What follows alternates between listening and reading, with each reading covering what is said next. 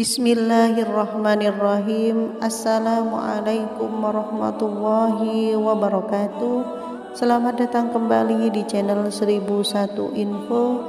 Semoga sahabatku semua dalam keadaan sehat walafiat dan dilancarkan rezekinya. Amin ya rabbal alamin.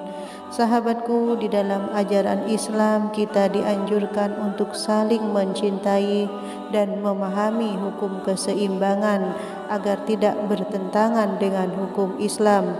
Semua yang ada di alam dunia ini telah Allah ciptakan dengan penuh keseimbangan. Kucing sebagai salah satu makhluk ciptaan Allah Subhanahu wa taala. Hewan ini diketahui sangat disayangi oleh Rasulullah sallallahu alaihi wasallam. Dahulu Rasulullah memiliki seekor kucing yang diberi nama Mueza yang beliau pelihara dengan penuh kasih dan sayang. Maka itulah tak heran jika umat manusia juga tertarik untuk memelihara hewan lucu dan menggemaskan ini. Namun ada hukum-hukum dalam Islam yang mengatur mengenai pemeliharaan hewan agar tidak menimbulkan bahaya yang merugikan kita maupun orang lain. Apa saja hukum yang dimaksud? Silahkan simak video ini hingga akhir agar tidak salah dalam pemahaman.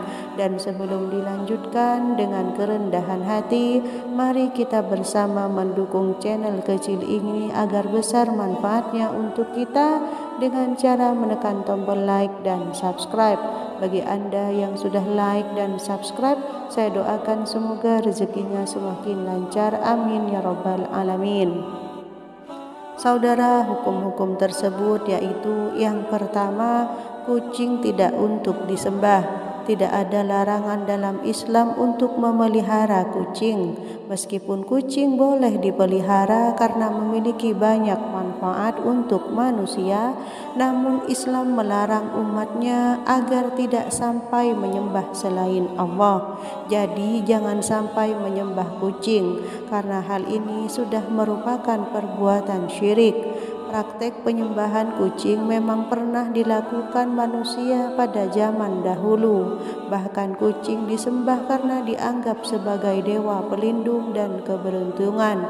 Hal ini terbukti adanya catatan sejarah pada zaman Mesir kuno. Perbuatan syirik seperti inilah yang dilarang dalam Islam. Kemudian yang kedua, memperhatikan kebersihan dan najis kucing. Dalam ajaran Islam, kebersihan menjadi bagian terpenting dalam kehidupan. Walaupun kucing merupakan hewan yang suci dan jauh dari najis, namun pada tubuh kucing tentu terdapat najis, yakni berupa kotoran yang keluar dari duburnya maupun air kencingnya. Hal inilah yang perlu diperhatikan ketika memelihara kucing. Kita perlu menghindari najis dari kucing tersebut. Apabila kebersihan dari kucing itu tidak dijaga, maka najis akan tersebar di mana-mana. Hal ini tentu tidak selaras dengan aturan Islam. Kucing yang notabenenya adalah hewan tidak memiliki naluri tersendiri untuk menjaga kotoran mereka. Maka diperlukan peran dari manusia sebagai pemelihara untuk menjaga kucing dari kotoran dan najis. Jika kita tidak memperhatikan kebersihan dan kesuciannya, maka akan berdampak besar pada kegiatan ibadah kita yang mewajibkan kita dalam keadaan suci. Maka dari itu, pastikan ketika bersentuhan maupun setelahnya untuk memperhatikan secara betul. Kemudian yang ketiga, cintailah selayaknya hewan. Jangan sampai berlebihan. Kucing dengan tingkahnya yang lucu, menggemaskan serta jinak tidak menutup kemungkinan untuk manusia bisa sangat berlebihan dalam mencintai hewan ini. Jangan sampai kita memanusiakan hewan seperti memakaikannya baju atau kostum pada kucing, padahal kucing tidak membutuhkan itu karena sesungguhnya penciptaan Allah sudah sangat sempurna. Allah telah menciptakan kucing dengan bulu-bulunya yang membungkus seluruh badannya. Ketahuilah segala hal yang berlebihan yang manusia ciptakan untuk kucing pastilah tidak akan sempurna melebihi ciptaan Allah, malah akan membawa bahaya untuk kucing itu sendiri. Kucing memang diperbolehkan untuk dipelihara, apalagi kucing bukanlah hewan buas dan bisa membahayakan makhluk lain. Bahkan kucing pun termasuk dalam hewan yang sangat menurut dengan sang pemilik. Karena itulah banyak sekali manusia yang memberikan cintanya sepenuhnya kepada kucing peliharaan. Tidak jarang pula saat kucing peliharaan mereka meninggal dunia, sang pemilik akan ikut sedih. Kesedihan yang dirasakan terkadang cukup berlebihan. Hal itulah yang dilarang dalam Islam. Kemudian yang keempat, diberikan tempat yang layak. Dalam memelihara kucing tentunya sudah menjadi kewajiban kita untuk memberikan tempat tinggal yang layak. Tidak hanya makanan dan minuman, kucing juga butuh tempat perlindungan yang nyaman untuk beristirahat.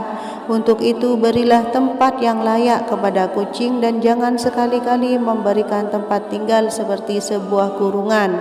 Dalam ajaran Islam, perlakuan tersebut termasuk dalam perbuatan zalim pada makhluk Allah. Perlu kembali diingat bahwa kucing merupakan makhluk yang memiliki nyawa dan perlu perlakuan yang layak. Kemudian yang kelima, tidak merugikan diri sendiri atau orang lain. Saat Anda memutuskan untuk memelihara kucing, maka janganlah sampai merugikan diri sendiri atau orang lain, karena tidak semua orang menyukai kucing. Ada sebagian orang yang tidak menyukai kucing, merasa takut atau sering terganggu oleh kucing. Maka dari itu, sebelum memutuskan untuk memelihara kucing, cobalah memperhatikan orang di lingkungan sekitar Anda. Apakah cukup aman untuk memelihara kucing atau tidak? Meskipun dalam Islam tidak ada larangan memelihara kucing, namun jika kucing sudah mengganggu apalagi sampai merugikan orang lain, maka Anda sebagai pemilik kucing tersebut sudah menjadi zalim. Kemudian yang keenam, jagalah keseimbangan hidupnya sebagai makhluk ciptaan Allah Subhanahu wa taala. Allah Subhanahu wa taala telah menciptakan segalanya yang ada di muka bumi ini dengan keseimbangan. Untuk itu sebagai manusia yang merupakan salah satu ciptaan Allah Subhanahu wa taala, kita harus menjaga dan merawat kucing dengan baik saat ingin memeliharanya.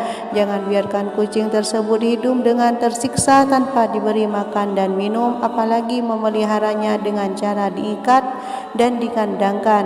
Coba bayangkan saja jika Anda dikurung dalam tahanan, pastilah hidup Anda akan tersiksa rasanya. Seperti itulah yang dirasakan kucing. Sahabatku yang dirahmati Allah, itulah beberapa hukum memelihara kucing dalam Islam. Sebagai sesama makhluk Allah Subhanahu wa taala, kita perlu memperhatikan hal-hal tersebut agar tidak menimbulkan bahaya yang merugikan diri sendiri dan orang lain.